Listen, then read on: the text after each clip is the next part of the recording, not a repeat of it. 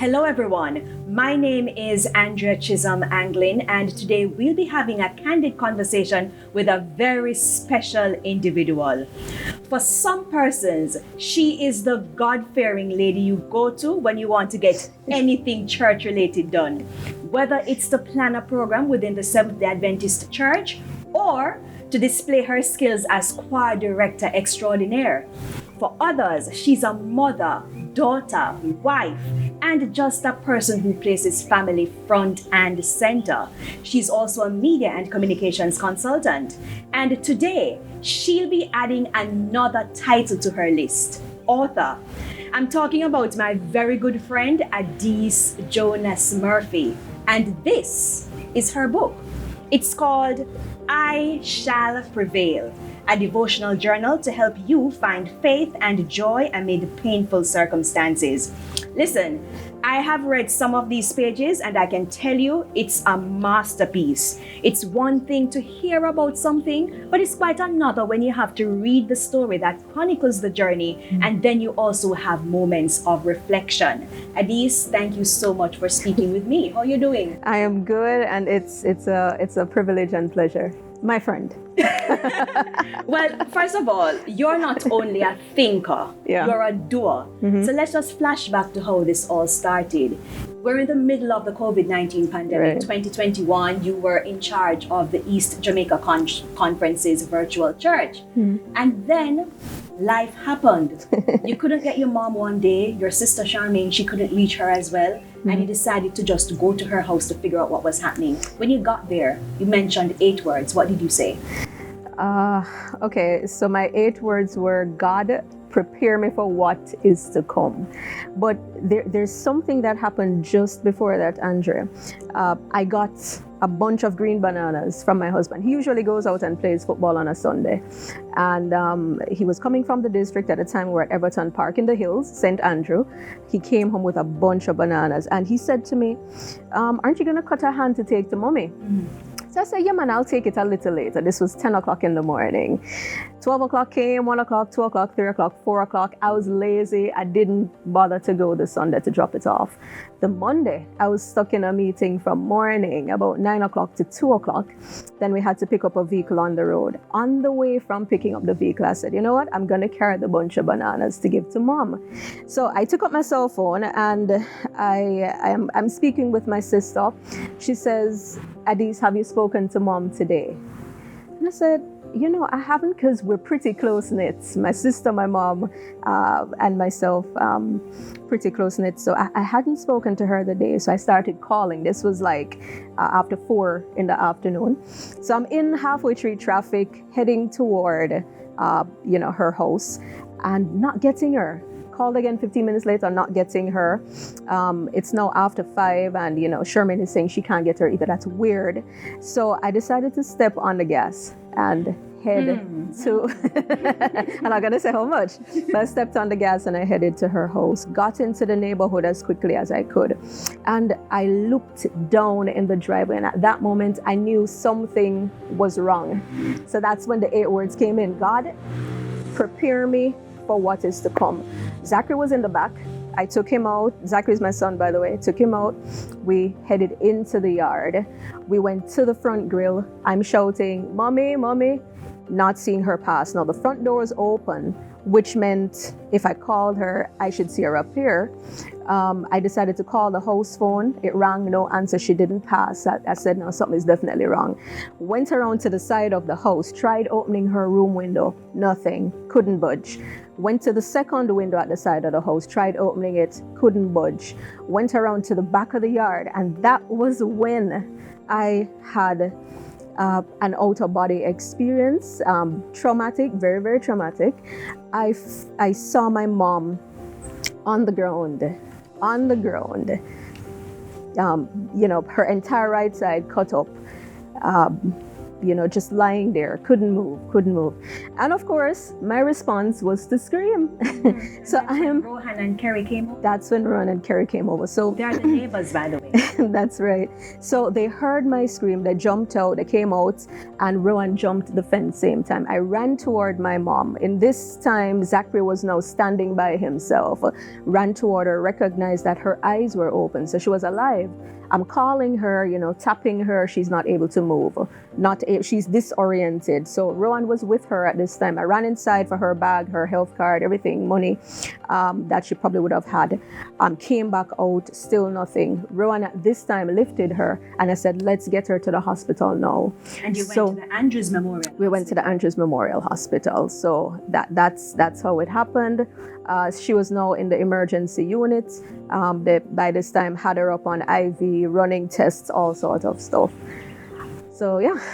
When you were at the hospital, I read a part where you said you claimed the promise in 1 John 5, verse 14. Yeah, if you ask anything that's it. According to his will, here's us. Yeah, I felt like I had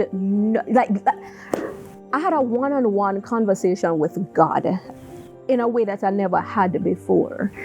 God had to come through at that point for me because I was not ready to lose my mom. No, the thing is, many of us, I'm sure, have been through experiences where we have lost loved ones, we have had, negative things happen to us, bad circumstances. But in that moment, I'm saying this cannot be it. I have read in the Bible about people who had great faith and God rewarded them, Jesus rewarded them. I've read about all these stories, I've preached about them. On our program, Sunset Serenade, we have ministered about this. So I'm saying if those people were able to claim the promises of God, then why can't I in the 21st century? So here I am and I'm saying, no, God, listen, you said this. This is your promise. This is your word to me. I'm putting it back to you. You said if I ask anything, and this is what I'm asking right now. So the only thing that I can do is talk to you about it. And I know I have a whole support standing behind me on social media, Instagram, Facebook. So I made the post on Facebook.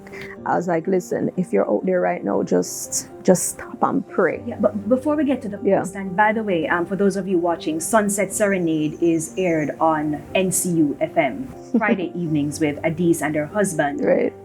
Why is Darren's name slipping me? And her husband, Darren Murphy, Pastor Darren Murphy. Right. All right. So that's Andrew's hospital, and you said you claimed the promise, but we haven't told them yet what your mom was, should I say, diagnosed with? Right.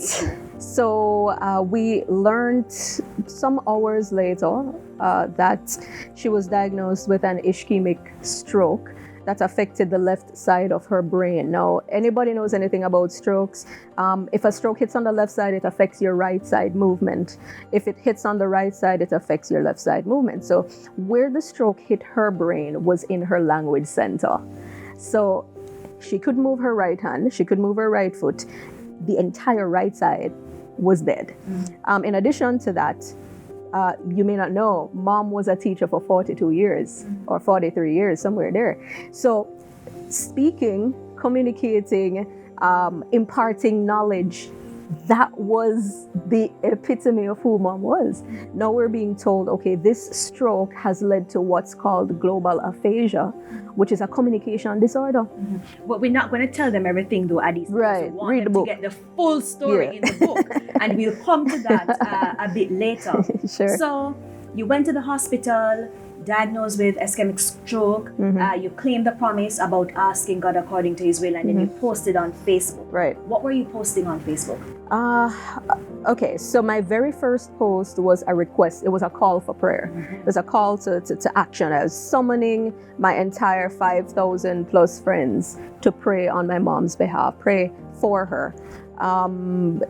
The Lord in that moment too, like what he was doing at the hospital to me while I was waiting on her, was kind of preparing me for something I never thought possible. So the Holy Spirit was saying, chronicle your experiences through what I termed praise reports. So each day became an update on her progress, but it was also a report of how the Lord was restoring her daily. And so the book really is that chronicling of 39 days of restoration after her stroke. And the prayers worked, because I remember one time you said she was making progress, Yeah. even singing one of her favorite songs, 214. We have this hope Yeah. that burns within our hearts. Yeah, it was just, it was amazing to see mom come from not being able to move or feed herself. By the way, she couldn't speak at all at the beginning. So day one, the day after the stroke, she wasn't able to say anything. She couldn't form a word. She couldn't drink on her own. Water would just roll out, She wasn't able to do anything. And to watch that transformation, it's like a baby, growing, but she had to now do it in a much faster span of time. So we went through therapy. That was rough.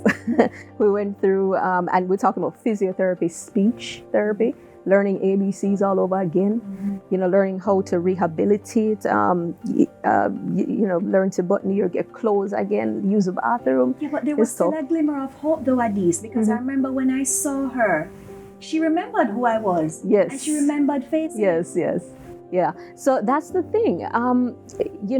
How the stroke hits, it doesn't totally affect the entire brain. It's just a portion, and that particular section affected her short-term memory mostly. So if she sees you, she knew you from, a while back, she'll be able to pick you up, but she may not be able to remember your name. Or if I say, Mommy Andrea is here, she'd be like, who? And then I show her your picture. She's like, oh, yes, Andrea. So it's been quite a journey. The book will tell you. and you get more of the story when it is that you decide to read the book. Yeah. But Adis, I want to ask you about something. Even though there was progress, you were still asking God to help your unbelief. You wrote, the Lord revealed to me that having faith doesn't mean never grappling with negative emotions. It is rather choosing to believe that God will show up without seeing the probability. What a potent word, or potent set of words, I should Listen, say. of all the quotes that you took from the book, you pulled that one. And I laughed because faith is, it's been a subject of discussion in my life for quite some time. What is faith? Where are you on the continuum of faith? And it's a question that each of us as believers, we ask ourselves from time to time. We say we believe in God, but how much?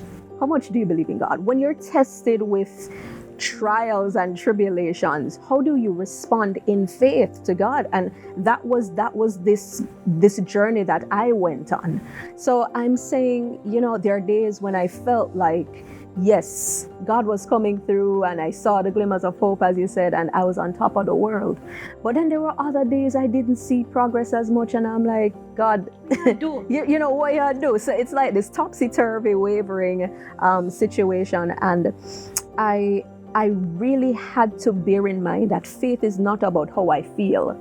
It is not having a good day or a bad day. It is not saying, okay, I believe in God, but when something goes bad or wrong, I don't believe in him anymore. Faith is believing even though you can't see. And that was my test. I claimed a promise from God's word, and he had to come through. I couldn't see it. I couldn't see how. I didn't, in my humanness, I didn't see how it was possible. You also had to claim faith when you were faced with those financial difficulties. Oh, turning wow. into a hustler. Listen, man, a dried up stream and a hustler. That's a chapter you need to read.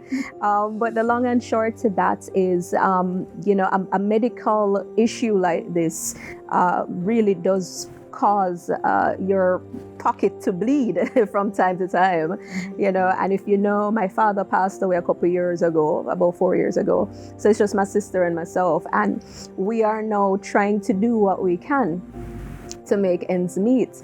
So physiotherapy, just calculate with me, one session of physiotherapy, well, we got it at a deal still, but it was just under what was it? I don't remember. Okay, somewhere in the thousands, right? Enough money. Yeah. And then speech therapy, I can remember that one. That we're looking at least 16.5 Per session? Jamaican dollars, $16,500 per session. And mom would have probably about 2 sessions each week or 3, somewhere there. So if you calculate that over a period of a year or a year plus, then you understand. And that's just one part. You don't count medication yet. You don't count her doctor's visits. You know, it was an expensive time. So I'm like, yo, no. Did I just say yo? Anyway, I'm like, God, show us what to do. So at that time, Andrea, I stepped out of my comfort zone and I was introduced to fruits. And I just say, you know, I'm going to sell them fruit here like I never sell them before. And I remember one occasion, should I go there? Your choice. I remember one occasion where I went, to sell a particular lady some fruits. I walked up to her and her window was up and, I was beckoning to her to wind down her window. And I had the fruits there for sale in front of her and she when I tell her that, it was the most embarrassing situation. She drove away. She don't have nothing to do with me. And I was like, oh my gosh. So this is how it feels to be rejected.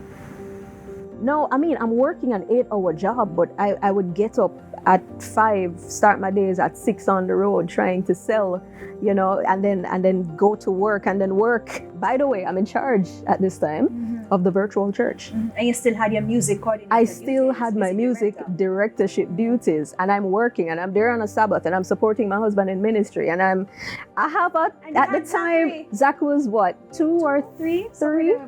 Between 2 and 3. And if you know anything about toddlers, it's hectic. And so selling before work, selling after work, it was crazy. But I thank those of you who supported during that time, even though you didn't quite understand fully why I was doing it. But the fighter in you came out, because even though you were rejected from that lady, what did you do after? I just jump in the car and just find somebody else to sell.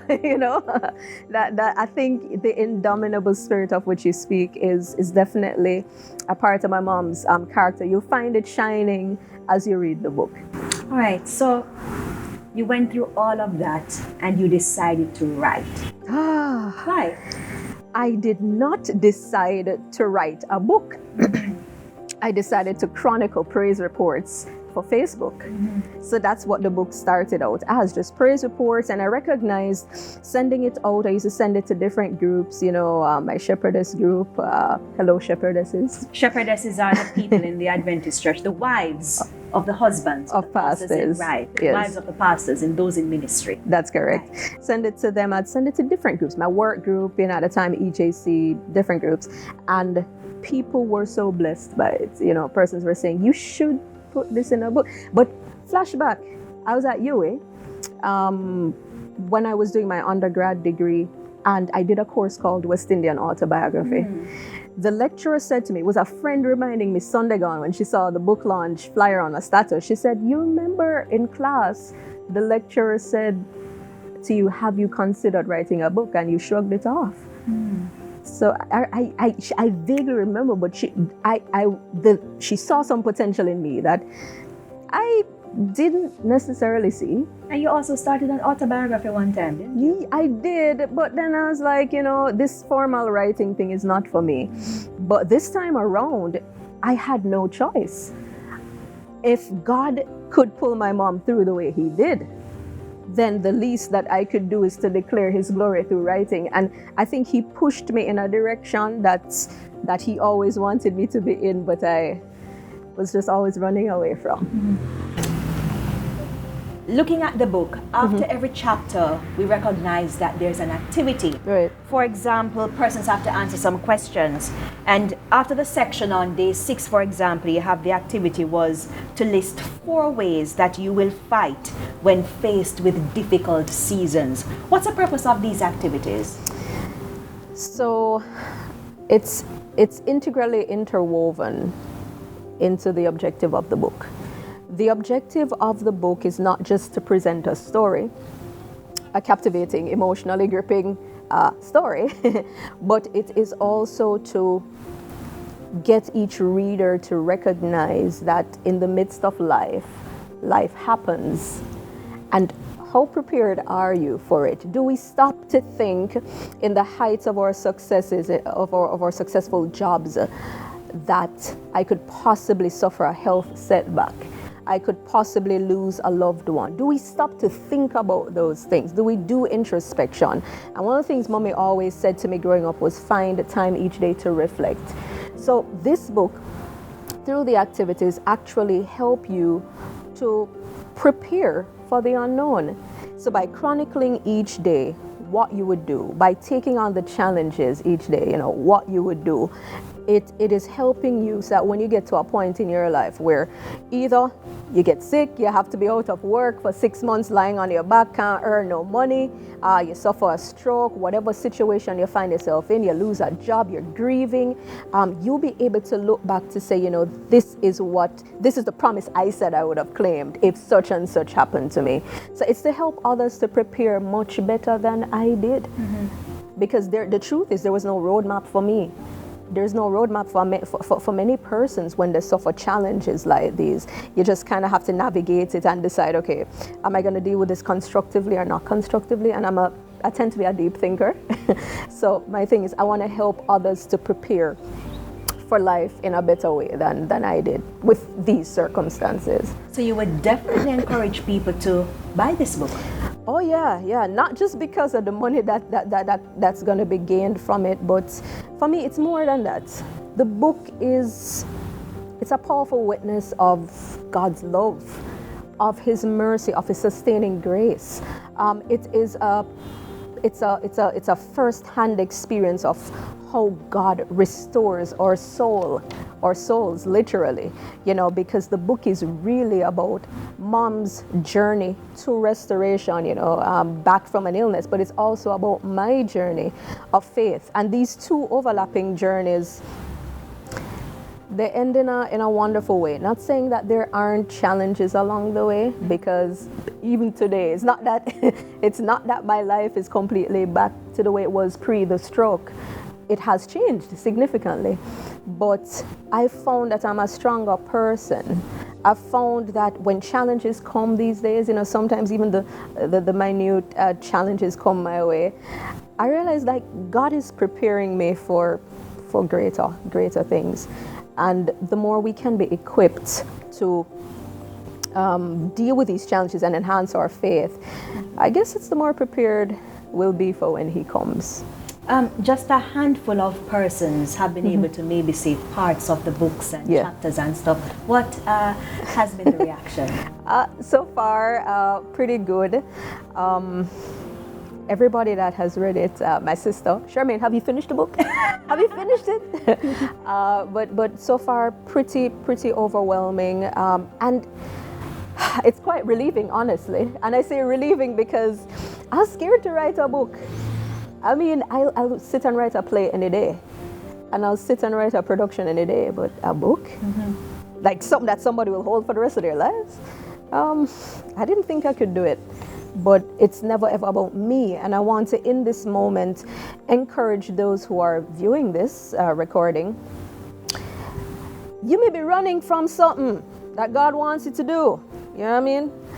But if God is leading you to it, then He'll take you through it. And He has a myriad of blessings that He will send your way just for honoring His word and His leading. And I've found that in my life. So, she has someone in her corner by the name of Pastor Glenn O. Samuels. Hi, Pastor. Good to see you. You're looking at me. I'm not seeing you. I know, right? But you'll be having an official launch. Yes. Pastor Samuels should be involved. Yeah. Let me just say that Pastor Samuels has been a friend, a mentor. He has been a guide. He has been in the book. I acknowledge him as the one who was there for my crises, and there were several of them. But he's just been a phenomenal friend and human being.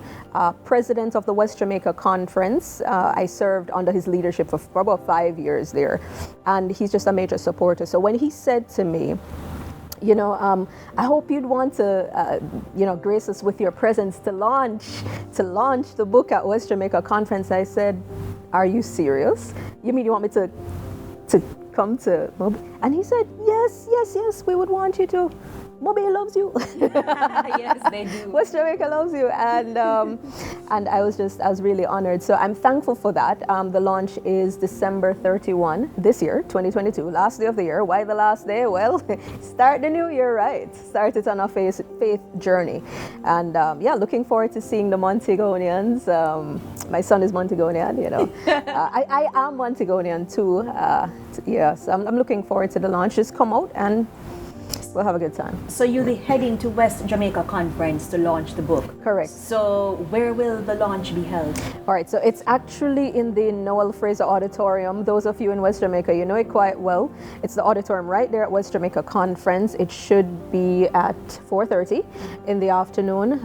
So we'll talk a little bit about the story. For those of you unable to head to Montego Bay, you can go to the West Jamaica Conference's YouTube page or Facebook page around about 4:30 in the afternoon. We'll be having a discussion, and then in the evening, after the sun sets, of course, I'll be selling some copies. How can people contact you if it is that they want to buy this book? Thank you so much for asking. So, you take your cellular phones, Computer.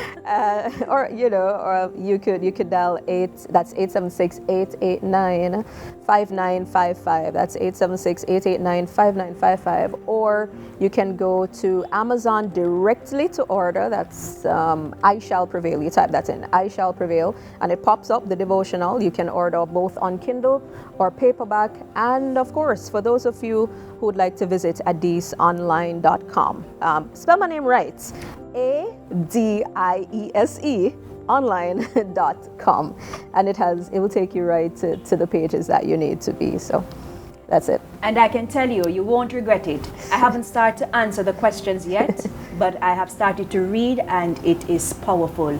So Adiese, thank you so much for speaking with me. No problem. Thank you for this interview. I'm going to close this interview the way how she ended a section of the book.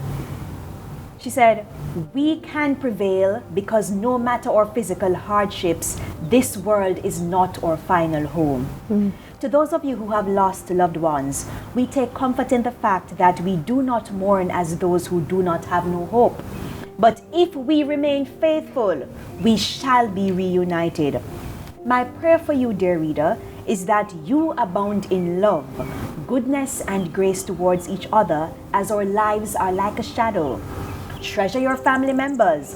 Love them with all your heart. In all things, give thanks to our Heavenly Father God, our anchor, in whom we can prevail.